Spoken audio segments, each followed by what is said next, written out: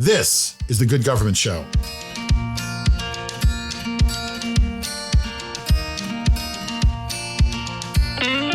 It's an investment for the future. So other folks need to be paying attention to this, even though maybe historically it wasn't an issue. They didn't have to think about it. We need to ensure the overall health and well-being, mental and emotional as well as physical, for the folks we count on to support our community in emergencies.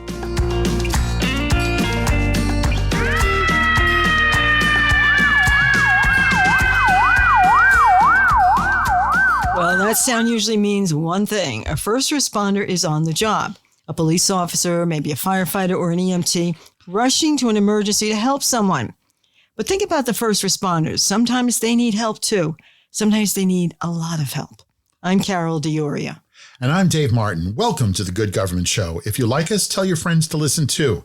Please make sure to follow us, and please like us on Facebook and follow us on Twitter. And please rate us where you listen to us. This will help us bring you more stories of good government in action like this one. So, David, do you know anyone who is a first responder? I do. My cousin, he's a retired cop. His dad, my uncle, he was a cop. And of course, there's all the cops and firefighters and EMS workers and others I met during my many, many years as a news reporter. Some of them true heroes for sure. And I know some too. My father and my two brothers were New York City firefighters. So were my two uncles. I have two cousins, the whole family. To me, they're a different breed of humans, though. They rush toward trouble like a burning building when everyone else is running away from it. And they are usually people who are pretty calm under pressure, quick thinking, and to a certain degree, tough, thick-skinned. And at this point, I think we really should hear from a first responder because let's really get into the heart of this story quickly. Yes, I want you to hear from a fellow named Jeff Gardner. He is a firefighter in Loudoun County, Virginia. That's a Washington, D.C. suburb. Well, it's a pretty busy place. And yes, and while Jeff works in Virginia, he actually lives in Cumberland County, Pennsylvania, and he's received great support when he went through his own personal trauma. Here's Jeff. You're going and meeting somebody in what they would classify as their worst day. They want you to fix their worst day. So, if you're running a fire, you're pulling up and you're seeing that person, dream going up in flames. So that, from the fire side, that's that. Or, you run that crash and you're seeing, that person, severely injured or in, the worst case, laying there, dead at a scene. There might be family members that are there and they're witnessing it as well. So you're not only dealing with the trauma of seeing that person, but you're dealing with the trauma of the family witnessing it as well. And that goes for EMS calls. You run a cardiac arrest or something like that, the family members are there. And usually very emotional. Yeah, very, very much so. Where they, again, you're a fixer. You're supposed to fix this, and can't. There's nothing you can do about it. Wow, that is a tough job. I don't know that I could do that kind of job. No, it really is tough. You really do need to be a special breed. It's a special kind of person. Yeah, and you know what? My dad never talked about it. There was only one time when I said, I was hoping it would snow. I was a little kid. And he said to me, well, Daddy doesn't like it when it snows because if I have to go up on the roof of a building to put out a fire, I could slip off the roof and get hurt. And I thought, oh no. I never wanted it to snow again. That's terrible. Yeah. But did he talk about the job? Did he talk about being a No, he never did. He never did. But I have to say, there were many times when I saw him and even my two brothers, they'd come home from work just looking like they had gotten beaten up. Because, when you're in a fire, you have a heavy workout coat. It's a raincoat, heavy. Yeah, all your bunker gear, and it's heavy, and there's equipment on top. And it's hot. Yep. And they really go through a lot. It affects your breathing. It does a number on you. Do you talk to your brothers about the job now? Are they still on? No, they're both retired. One doesn't miss it, and the other one misses it a whole lot. Really? One doesn't miss it, and one misses it? Yes, that's how it is. Did your dad miss it after he stepped down? A little bit. He liked the camaraderie. Right. And there's a whole community of guys that all and he was they also work together, they eat together, they play together, they vacation together. My father was a great cook. Oh, really? He was the guy at the firehouse who made dinner for everybody? All right. Well, one of the challenges is, like you said, it's not just the firefighter, but it's the firefighter's family that sort of has to, feel the repercussions of the job, right? Right. You never want to get that phone call that something went wrong. No, but there's that whole support system. There's that whole community that you really have to be a part of. Yes, absolutely. So let's meet one of the problem solvers of this story. Allie Rothrock has been a first responder since she was about 16 years old. And listen to what she dealt with her very first day on the job. My very first fire call that I ever ran as a 16-year-old was a fatal car accident where a 5-year-old girl was killed. And so I saw from the very, very beginning the lack of resources that there were for us, specifically tailored to us. And as I continued to be a firefighter, I became an EMT, continued to run calls over all those years, and continue to see that same pattern that first responders were really being left to their own devices to cope with the stress and stressors that we deal with. And I realized that I could do something about that. And that is how I started On the Job and Off in 2018. Wow, that is a really hard way to start a career. I mean, a 16-year-old seeing a child die. I mean, how does a 16-year-old deal with that? What did she do? Well, like she said, she was really on her own. There was no help. At that time, there was no one to talk to. And so it becomes like a child trying to help a child. And now add to the stress of seeing that tragedy, there are lots of other things that create stress that you and I might not be aware of. We have constant sleep disruption. We have unpredictable time away from our families. We are constantly dealing with adrenaline spikes from going on calls and calls that get canceled. There's so much that impacts us, let alone the actual content of the job description that we signed up to do, which involves seeing all different types of traumatic events, some that we can help have a positive outcome and some that we can't. So first responders really have a lot of stress and stressors that they deal with constantly. And then you add a long pandemic to it. First responders are definitely dealing with a lot. So she knows firsthand what first responders go through. And she's actually written 2 books about it. One is called Where Hope Lives, and the other is called After Trauma. And as she said a minute ago, her company is an online company that provides help to first responders. Well, I think we can all see the challenges here. Well, we think we do, but really, David, we don't. I mean, we talk to people, but the real issues, the real challenges to supporting all of our first responders is a serious problem, and it really needs long-term coordinated programs to really help and be effective. We'll get to those stories coming up after the break. First, a word from our sponsor, the National Association of County.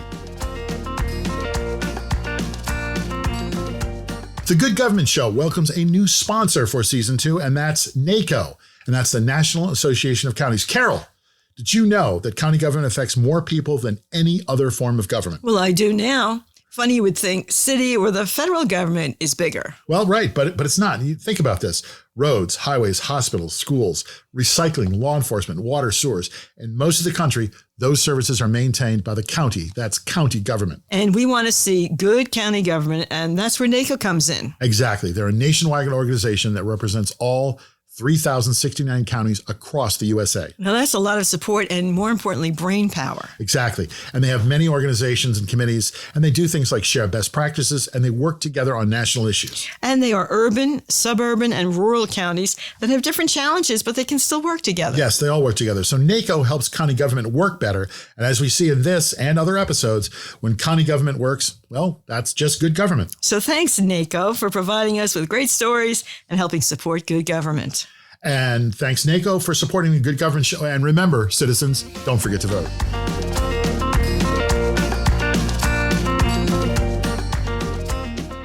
Well, luckily, we have some really great examples of how they work to fix this problem. So let's go back to Cumberland County, Pennsylvania. That's the home of Jeff Gardner, our firefighter, and Allie Rothrock. It's in central Pennsylvania. It's almost halfway between Pittsburgh and Philadelphia. And they're a county that really is leading the way, at least in their state, to create a support system aimed directly at first responders. So does Cumberland County have more or different challenges than any other counties? Well, I spoke to Gary Eislenberger, and he's the chairman of the Cumberland County Board of Commissioners. And here's our story's fun fact. Cumberland County is the fastest growing county in Pennsylvania. And that's for the past 10 years running. It's a percentage of population growth. But what it means is this is a growing county. And Gary says that the government really needs to expand and to be able to respond. Well, and that brings new challenges. Right, of course. And, one of the things he mentioned was the opioid crisis. That's one of the problems they're dealing with. But he described his county this way. We've tried to be a leading county in terms of good government practices, a leading county in Pennsylvania. We're in what not the most progressive area, but we're not backwards either. And I ran for this office as an advocate for transformative, entrepreneurial government that was very forward-looking, but also efficient. That's a good strategy to govern by. Well, talking with Gary, you can see that Cumberland is really trying to be an example.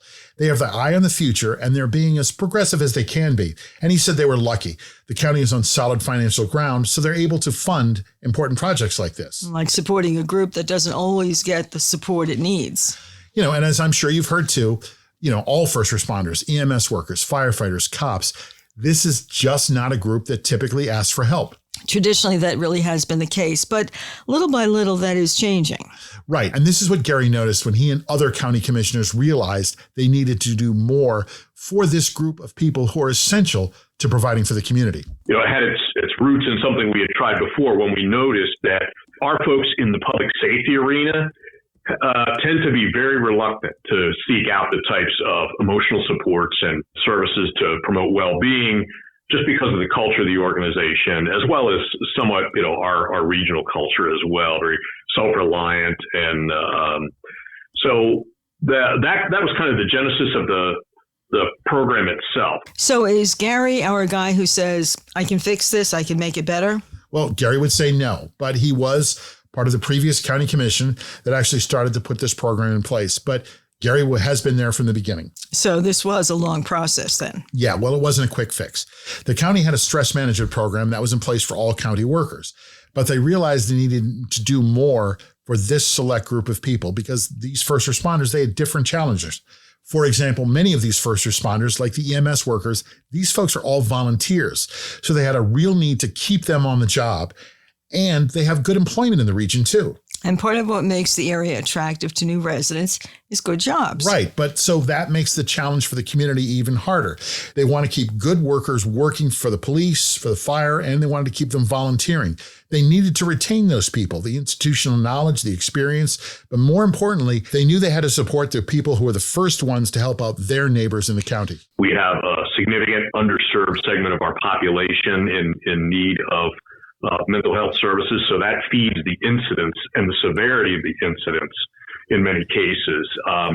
Suicide is definitely a problem in this area as it is statewide. And that carries over to the public safety community as well, since they are exposed to that constantly. But we recognized the need early on and certainly recognized that we needed to do it in a different way than how it had been addressed before. Now we're going to meet Bob Shively. He's the director of public safety in Cumberland County. He runs the 911 center and the county's emergency management department. He was also a firefighter. He was a fire chief, and he was an EMT. He was part of a group that county officials that studied the problem and created the program named the First Responder Assistance Program.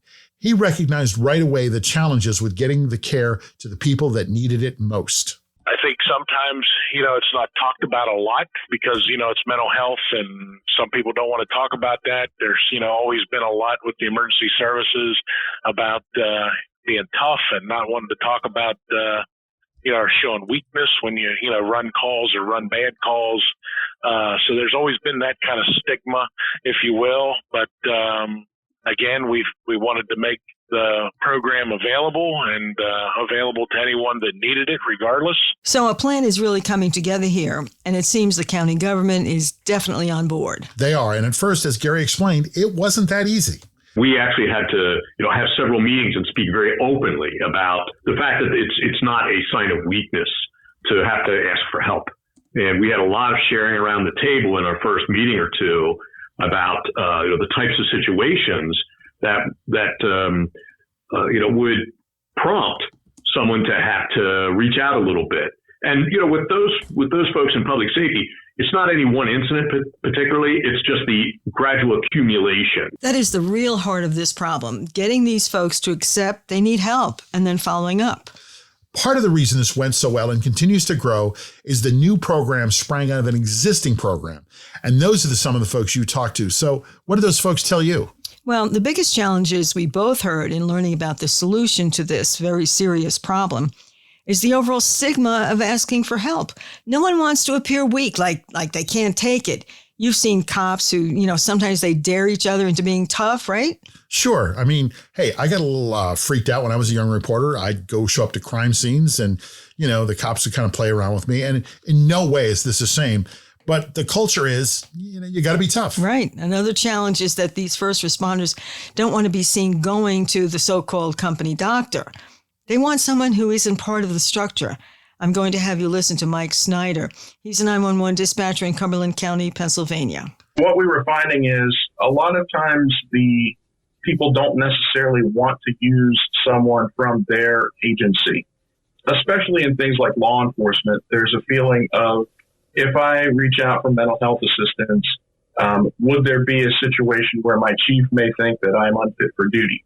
And we needed to provide a pathway to those folks to be able to get assistance in a confidential and anonymous way in order to keep them healthy and keep them on the street, as opposed to keeping everything internalized and then burning it. Well, now that you heard from Mike, you should know a little bit more about him. He's not just a 911 dispatcher, a job he's had for some 30 years. He's also the head of the Critical Management Stress Team, and he described the stress management team as sort of the gateway to the First Responders Assistance Program. So he's been involved with this and working with first responders for a long time. Oh, very long. And he is the person who realized that as helpful as it was, the peer-to-peer support just wasn't really enough. And he had a partner. Remember our firefighter, Jeff Gardner? Yeah, this is the guy who explained how every day on the job, a first responder is meeting someone who's probably having their worst day. And, those days can't be good for anybody. Right. Jeff's wife, Claudia Gardner, works in the Cumberland County Public Safety Office, and she was with Mike and realized they needed to go beyond the peer-to-peer counseling. They also realized they needed quicker support because sometimes a first responder needs help and they need it now. They can't wait days or even longer for a return phone call. And, Mike brought up another good point. The Cumberland County program is totally anonymous. In fact, Gary told me there isn't a lot of paperwork. So the program is totally discreet. He couldn't even tell me who was using the service. Well, they aren't naming names. That's why. No. Well, I didn't have to put on my hard news reporter hat, but I thought he might be able to break it down. Something like, well, there are 5 firefighters and 4 police officers, something like that. But all he could tell me was the program is being used. But you're right. This program does keep this completely confidential. It's an important element. So here's a little psychology I picked up. Ready? Oh, no. You're going to do something. What is this? Lucy with her psychologist stand? All right, go ahead. What did you learn? Well, just what I learned, what other therapists and other clinicians talk about is a person's bucket or their cup, that it fills with emotions and you don't want that thing to overflow. So Mike Snyder says talking about their feelings and stress has to become a normal thing to do, something that is done regularly, part of a routine, so the cup doesn't runneth over. What we're trying to change is the expectation now is you will share how you truly feel, to try to normalize that on a daily basis so that whenever the truly traumatic incidents occur, the normal thing to do would be to share how you feel and let those emotions out, so that you're not filling up your cup, basically. If you continue to fill your cup, eventually it's going to run over. So you need to have some type of strategy to empty a little bit at a time so you can continue to serve. So what Mike Snyder was explaining to me is, since this is all, relatively new, first responders talking about their feelings, they're working hard to have the clinicians ready when those first responders are ready to talk. We needed to assign some priority to these types of situations because sometimes the first hurdle is getting the people to ask for help when they need it. So if we get over that first hurdle of, hey, I do actually need help, then we can't allow that to go 6, 8, 12 weeks until someone is available to actually assist that person. By that point, they may say, you know what, I got past it now, I don't need any help. But yet it's still there in their mind and they're going to have that triggered in the future. We wanted to make sure that we could get them help within the first 48 to 72 hours after they determine that they need help. We're going to talk more about how this program is working after the break.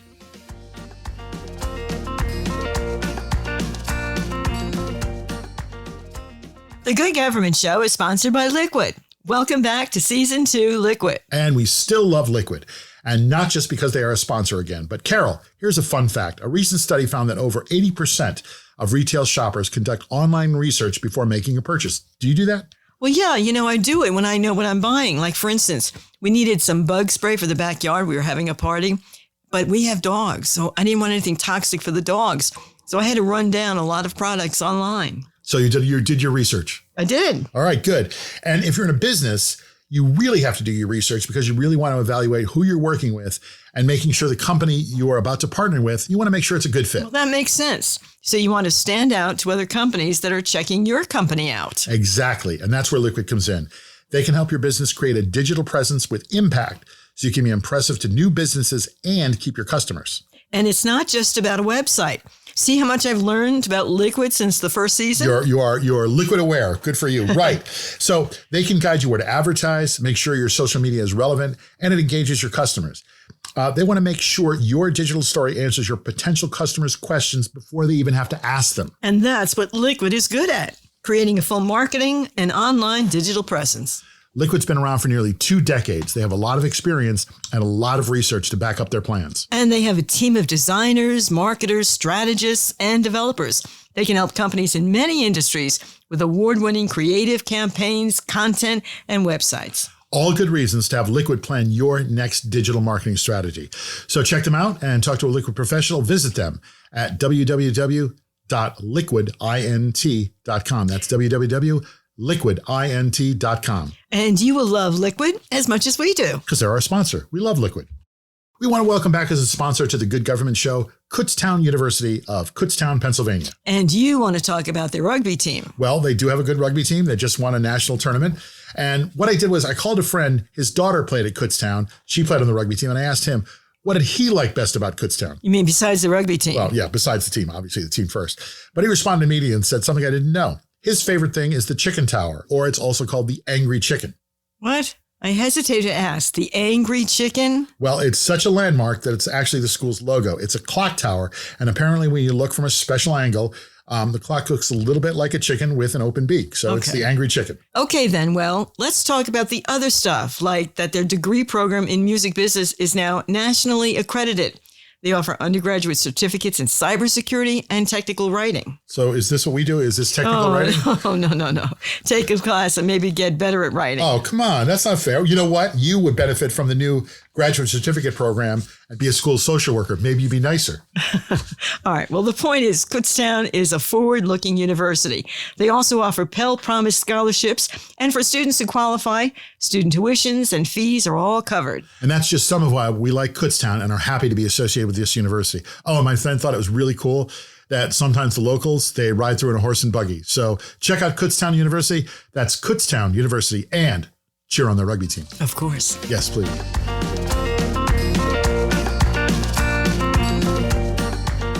So who did Cumberland County turn to help create this actual program?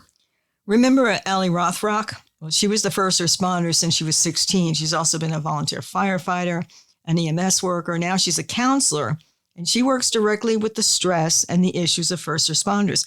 She was part of the original stress management team in the county.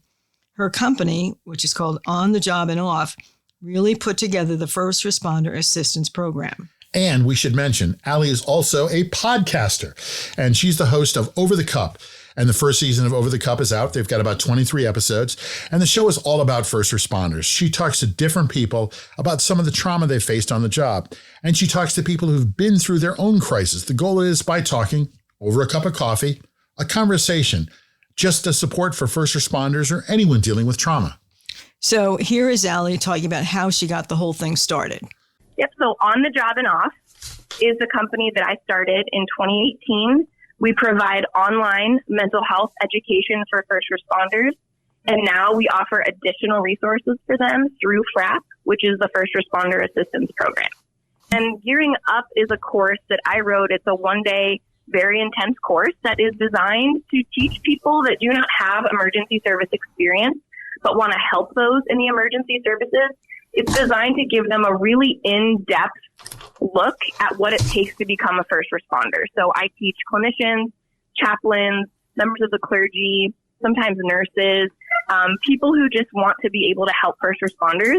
And so any of our clinicians that help first responders through FRAP, they all have to be Gearing Up certified. And she wanted to make it clear that, talking to someone doesn't have to be a deep, heavy conversation and you delve into your childhood and your relationship with your mother. You can simply talk about your day. So I guess there's really lots of ways a caregiver can give help. Right. Ellie is expanding the on-the-job and off program. She's training new counselors. So she teaches a training class called Gearing Up. It's for teachers, maybe chaplains, clinicians, anyone who wants to help and work with first responders. She has other teachers too, but her goal is simply to keep expanding the program. She's already providing care for first responders all across the nation. And here's something I didn't think about. Part of the program is online. And here's the hidden benefit I never considered.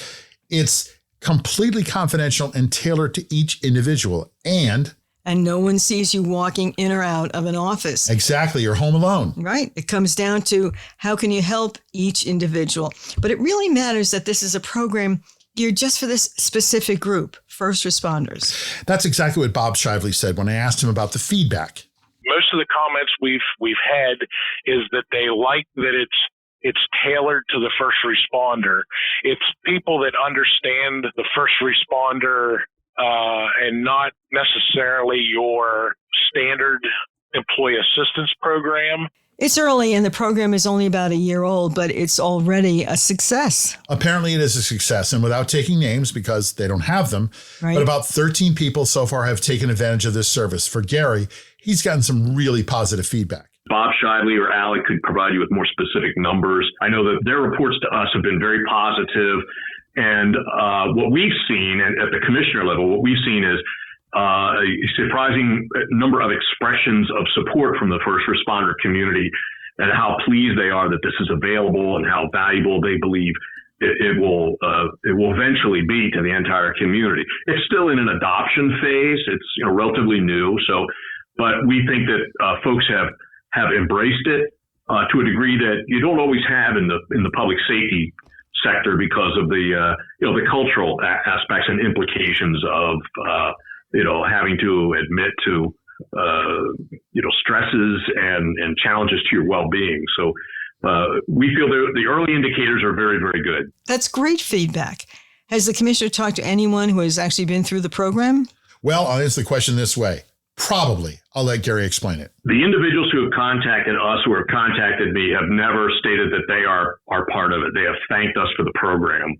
And I have inferred from that some of them are probably participants. They say, thank you for the program. This is going to be a big thing for our community. And we're really pleased that the commissioners have recognized the need. But there is one individual that spoke up, one person who went through the first responder assistance program and realized he needed the help. As a result, you can say, because he does, he got his life back.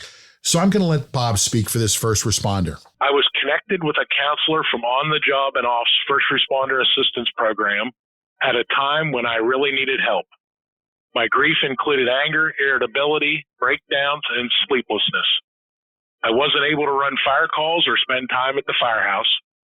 I know now that reaching out for help does not make you weak. It takes a lot of courage to tell someone you don't know how to handle what you're going through. I want other first responders to know that they can ask for help and that the help I got was exactly what I needed. Wow, powerful words. Very powerful, but most importantly, an example for every other first responder. They must know that when they're having trouble, it's okay to get help. That's so true and so important. So Cumberland will continue to fund this program, it sounds like, right? Definitely. It's part of their core value. And this is a great example of doing the right thing, seeing a challenge and making it part of the fabric of their government's response to the people. And I'm going to give Bob the last word on the program's success. The numbers aren't high, but they continue to increase, which again, I think bodes well that people are starting to feel comfortable with the program and the services. So as the word spreads that people were able to get the services they needed, and they were able to do it in a secure and anonymous setting, and they were able to get the help they needed without any ridicule, then I think we'll see our numbers increase slightly, or maybe even more. I don't know, but again, even if we've helped a couple people, I think it's been a huge success. Wow, that is a success. It really is a success. It's just another example of good government in action. And before we go, if you know anyone as a first responder who may be suffering on any level, or if you're a first responder yourself, you're not alone. Anyone can call On the Job and Off directly and they can help. Their number is 814-574-7295. That number is 814-574-7295. And there's more good news. Oh, good. We always want more good news, especially in this area. This summer, a national 988 number went into effect. It's a national mental health crisis number, and it's modeled on the 911 system. And it grew out of the National Suicide Hotline, so anyone who's suffering can call 988, and they'll be connected with someone that can get them the specific help they need in their area. It's not a first responder hotline, but it's one number anyone can dial quickly. Now, let's just hope that it has as much success as the old 911 number did. Yes, that number is 988. So, I'm Dave Martin. This is The Good Government Show. And I'm Carol DiOria. This is The Good Government Show, and we'll see you next time when we tell you another story about government working. Thanks for listening. See you next time.